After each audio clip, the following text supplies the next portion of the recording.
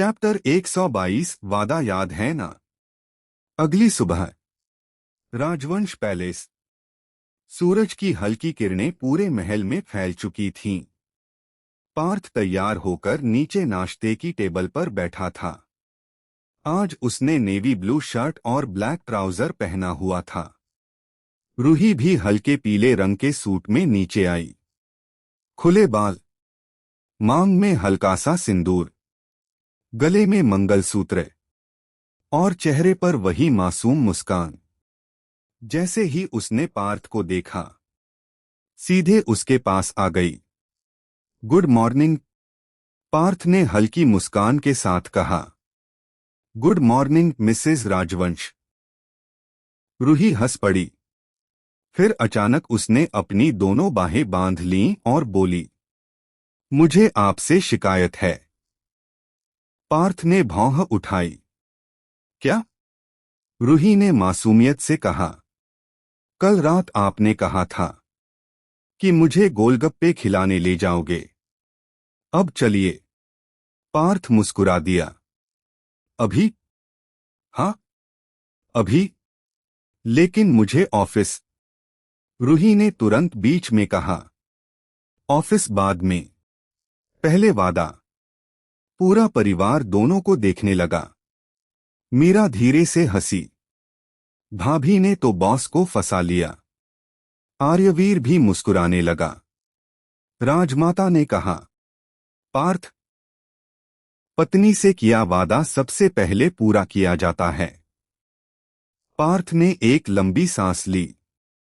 फिर रूही की तरफ देखकर बोला, ठीक है, चलो। रूही खुशी से उछल पड़ी। सच? 5 मिनट बाद राजवंश पैलेस के बाहर काली लग्जरी कार तैयार खड़ी थी।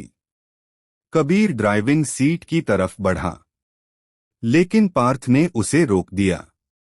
आज मैं ड्राइव करूंगा। कबीर हल्का सा मुस्कुराया।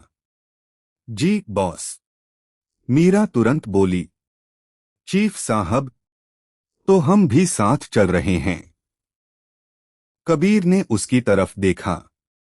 तुम्हें किसने बुलाया? मीरा हंसते हुए बोली, मैं खुद आ गई। सब हंस पड़े।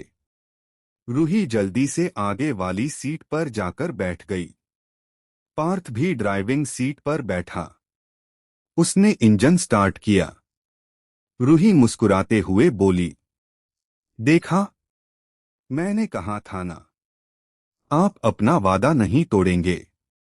पार्थ ने एक पल उसकी तरफ देखा और हल्की सी मुस्कान के साथ बोला, तुम्हारे साथ किया हुआ कोई भी वादा कभी नहीं टूटेगा। रूही की आंखें चमक उठीं। कार धीरे धीरे राजवंश पैलेस से बाहर निकल गई। और इस बार युवराज पार्थ राजवंश किसी बिजनेस मीटिंग के लिए नहीं, अपनी पत्नी को उसका पसंदीदा गोलगप्पा खिलाने जा रहा था। चैप्टर 123 गोलगप्पों वाली डेट। कुछ देर बाद पार्थ की काली कार शहर की एक पुरानी और मशहूर गोलगप्पे की दुकान के सामने आकर रुकी। यह कोई आलीशान रेस्टोरेंट नहीं था, बल्कि वही छोटी सी दुकान थी जहां लोग सालों से सिर्फ स्वाद के लिए आते थे। कार रुकते ही रूही ने बाहर देखा। उसकी आंखें चमक उठीं। वह बच्चे की तरह खुश होकर बोली, सच में यहीं? पार्थ ने हल्की मुस्कान के साथ कहा, तुम्हें सबसे अच्छे गोलगप्पे यहीं मिलेंगे, ऐसा सुना है। रूही ने बिना इंतजार किए कार का दरवाजा खोला और लगभग दौड़ते हुए दुकान की तरफ चली गई। पार्थ उसे देखकर बस मुस्कुरा दिया। गोलगप्पे वाले अंकल हंसकर बोले, बिटिया कितने दूं? रूही ने उत्साह से कहा, पहले 10 बना दीजिए। पार्थ ने भौं उठाई। पहले 10? रूही ने मासूमियत से सिर हिलाया। हाँ, पहला गोलगप्पा, दूसरा, तीसरा। रूही मजे से खाती जा रही थी। हर गोलगप्पे के बाद उसके चेहरे पर मुस्कान और बड़ी हो जाती। पार्थ बस उसे देख रहा था। वह बोला, इतनी खुशी तो मैंने तुम्हें हीरे देखकर भी नहीं देखी थी। रूही हंस पड़ी। हीरे बाद में, गोलगप्पे पहले। पार्थ भी मुस्कुरा दिया। कुछ देर बाद गोलगप्पे वाले अंकल ने हंसकर पूछा, बिटिया और? रूही बोली, हाँ, बस 5 और। पार्थ ने मुस्कुराकर कहा, अभी तो 10 थे। रूही ने धीरे से कहा, गिनना मत, बस खिलाते रहिए। पार्थ हंस पड़ा। कुछ देर बाद रूही ने आखिरकार हाथ जोड़ दिए। बस, अब नहीं। उसने अपने पेट पर हल्के से हाथ रखा और मासूमियत से बोली, अब तो बिल्कुल जगह नहीं बची। पार्थ ने हंसते हुए पूछा, कितने खाए? रूही ने शरारत से कहा, मुझे नहीं पता। गोलगप्पे वाले अंकल हंस पड़े। बेटा, 25 तो मैंने गिने थे। उसके बाद गिनती ही छोड़ दी। रूही ने शर्म से अपना चेहरा दोनों हाथों से छिपा लिया। अंकल, आप भी ना। पार्थ ने पानी की बोतल खोलकर उसकी तरफ बढ़ाई। लो, पानी पी लो। रूही ने बोतल ली। Thank you. फिर मुस्कुराकर बोली, अगली बार आप भी मेरे साथ बराबर खाओगे। पार्थ ने हल्के से सिर हिलाया। अगर इससे तुम इतनी खुश होती हो तो मंजूर है। रूही ने उसकी तरफ देखा। उसकी आंखों में वही सुकून था जो उसे पहली बार मिलने पर नहीं था। अब वहां अपनापन था। वापस कार की तरफ चलते हुए रूही धीरे धीरे चल रही थी। पार्थ ने पूछा, क्या हुआ? रूही हंसते हुए बोली, इतने गोलगप्पे खा लिए, अब तेज चला ही नहीं जा रहा। पार्थ मुस्कुराया। चलो, धीरे धीरे चलते हैं। रूही ने धीरे से उसकी बाह पकड़ ली। ठीक है। वैसे भी आपके साथ जल्दी किस बात की है? पार्थ ने उसकी ओर देखा, फिर बिना कुछ कहे अपनी चाल भी उतनी ही धीमी कर ली।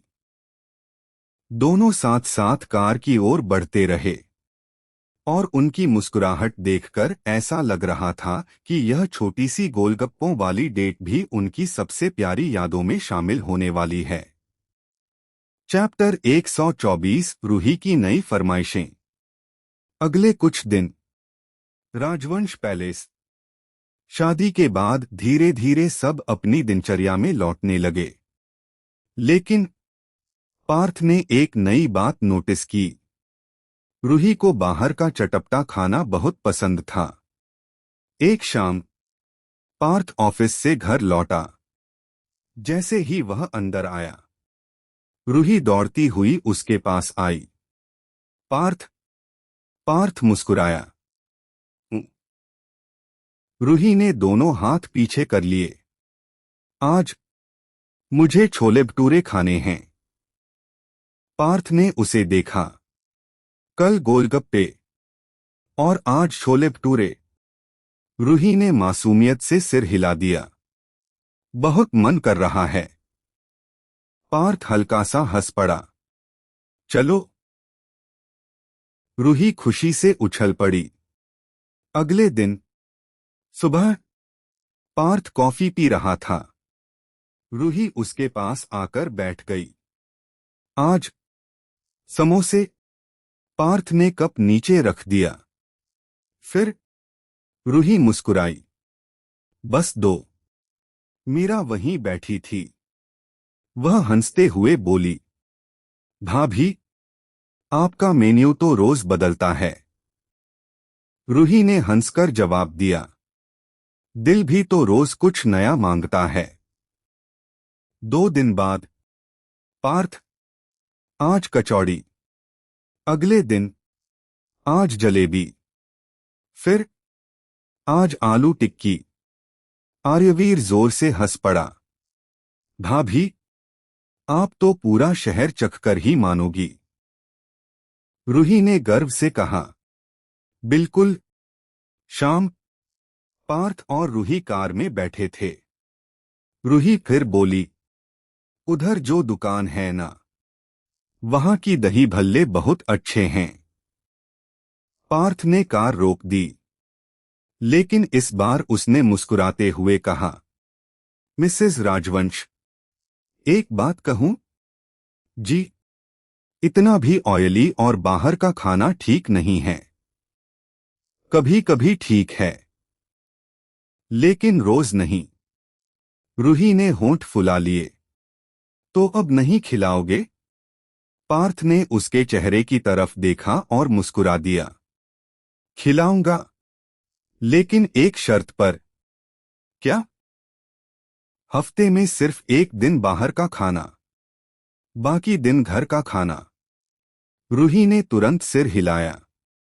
नहीं, 2 दिन। एक, दो, एक। रूही ने मासूमियत से उसकी बाह पकड़ ली। प्लीज, 2। पार्थ कुछ पल उसे देखता रहा, फिर हार मानते हुए मुस्कुरा दिया। ठीक है, 2 दिन। रूही खुशी से खिल उठी। यस। मीरा, जो पीछे बैठी थी, हंसने लगी। बॉस, आप भाभी से कभी जीत ही नहीं सकते। कबीर ने भी हल्की मुस्कान के साथ कहा। ये बात तो अब साफ हो गई। पार्थ ने रूही की तरफ देखा। वह बच्चे की तरह खुश होकर बाहर दुकान को देख रही थी। पार्थ मन ही मन मुस्कुराया।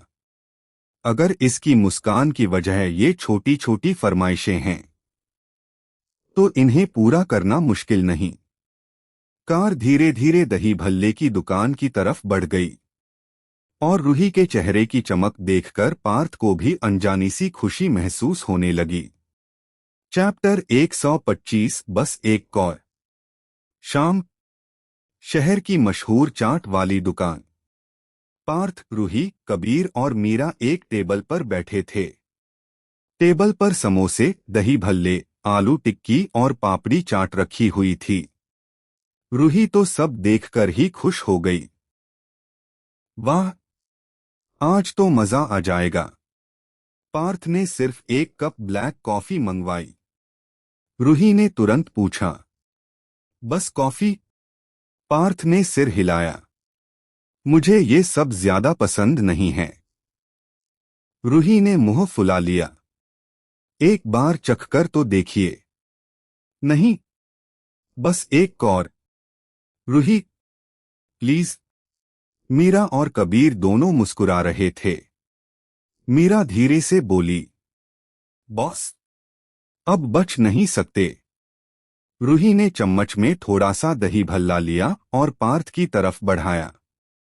बस इतना सा। पार्थ ने उसकी उम्मीद भरी आंखों की तरफ देखा, फिर बिना कुछ कहे वह एक छोटा सा कौर खा लिया। रूही तुरंत उत्साह से पूछ बैठी, कैसा लगा? पार्थ ने आराम से चखा, फिर बोला, इतना भी बुरा नहीं है। रूही खुशी से मुस्कुरा उठी। मैंने कहा था ना। अब उसने समोसे का छोटा सा टुकड़ा उसकी प्लेट में रख दिया। ये भी। पार्थ ने उसे देखा। रूही, अभी तो एक खाया है। रूही ने मासूमियत से कहा, ये आखिरी। पार्थ मुस्कुराया। तुम्हारा आखिरी कभी आखिरी नहीं होता। सब हंस पड़े। पार्थ ने समोसे का छोटा सा टुकड़ा भी चख लिया। रूही ने ताली बजा दी। देखा, अब आपको भी पसंद आने लगेगा। पार्थ ने सिर हिलाया। नहीं, मुझे ये इसलिए अच्छा लग रहा है क्योंकि तुम इतने मन से खिला रही हो। रूही कुछ पल चुप रह गई। उसके चेहरे पर हल्की सी मुस्कान फैल गई। उसने धीरे से अपनी प्लेट से एक छोटा सा रसगुल्ला उठाकर कहा, ये भी? पार्थ ने हंसते हुए कहा, अब समझ आया। तुम मुझे खिलाने लाई हो या खुद खाने? रूही खिलखिलाकर हंस पड़ी। दोनों। कबीर ने मीरा की तरफ देखकर कहा, लगता है अब बॉस का डाइट प्लान बदलने वाला है।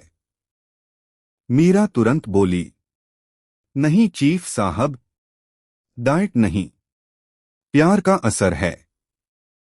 सभी हंस पड़े। पार्थ ने जाते जाते रूही की तरफ देखा और मुस्कुराकर कहा, लेकिन एक नियम रहेगा, बाहर का खाना कभी कभी और घर का खाना रोज। रूही ने मुस्कुराते हुए अपना हाथ आगे बढ़ाया। पक्का? पार्थ ने उसके हाथ पर हल्के से अपनी उंगली रखकर कहा, डील। रूही की मुस्कान देखकर पार्थ को लगा कि उसकी सबसे बड़ी खुशी किसी महंगे तोहफे में नहीं, बल्कि इन छोटे छोटे पलों में छिपी है। चैप्टर 126 बारिश और एक छतरी। अगले दिन शाम 5 बजे पार्थ ऑफिस से जल्दी घर आ गया। रूही उसे देखते ही मुस्कुरा दी। आज फिर जल्दी? पार्थ ने कार की चाबी घुमाते हुए कहा, चलो। रूही ने हैरानी से पूछा, कहाँ? सरप्राइज। रूही तुरंत तैयार होकर उसके साथ चल पड़ी।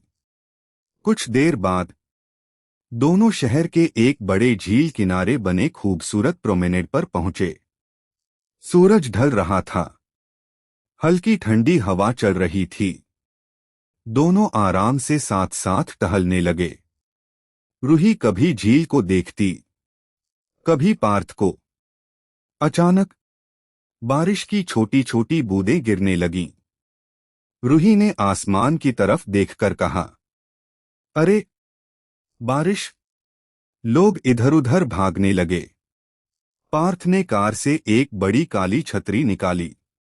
दोनों उसके नीचे आ गए। बारिश धीरे धीरे तेज होने लगी। रूही ने अपना हाथ बाहर निकालकर बारिश की बूंदों को महसूस किया। वह बच्चे की तरह हंस रही थी। पार्थ बस उसे देख रहा था। रूही ने मुस्कुराकर पूछा, क्या हुआ? पार्थ ने शांत स्वर में कहा, तुम्हें खुश देखकर बारिश भी अच्छी लगने लगी। रूही के गाल हल्के गुलाबी हो गए। वह धीरे से बोली, पहले आपको बारिश पसंद नहीं थी, समय बर्बाद लगता था, और अब? पार्थ ने उसकी तरफ देखकर कहा, अब तुम्हारे साथ हो तो हर मौसम अच्छा लगता है। रूही की मुस्कान और गहरी हो गई। चलते चलते उसका पैर हल्का सा फिसला। वह संभल गई, लेकिन पार्थ ने तुरंत उसका हाथ पकड़ लिया। आराम से। रूही ने उसकी तरफ देखकर शरारत से कहा, मैं गिरती भी नहीं, और आप पहले ही पकड़ लेते हो। पार्थ ने बिना मुस्कुराहट छिपाए जवाब दिया, आदत है तुम्हें संभालने की। रूही कुछ पल उसे देखती रही। फिर धीरे से बोली, एक बात कहूं? मुझे महंगे गिफ्ट से ज्यादा आपके साथ ऐसे घूमना अच्छा लगता है। पार्थ ने उसका हाथ हल्के से थाम लिया। तो फिर ऐसी छोटी छोटी डेट्स बार बार होंगी। रूही की आंखें चमक उठीं। पक्का? पक्का। दोनों धीरे धीरे उसी छतरी के नीचे आगे बढ़ते रहे। पीछे कुछ दूरी पर कबीर और मीरा भी एक ही छतरी में चलते हुए उन्हें देखकर मुस्कुरा रहे थे। मीरा ने धीरे से कहा, देखा, हमारे बॉस अब पहले वाले बॉस नहीं रहे। कबीर ने हल्की मुस्कान के साथ जवाब दिया, कुछ लोग सही इंसान के आने के बाद बदलते नहीं। बस उनके चेहरे पर मुस्कान लौट आती है। बारिश की बूंदें गिरती रहीं और चारों के चेहरे पर सुकून भरी मुस्कान थी।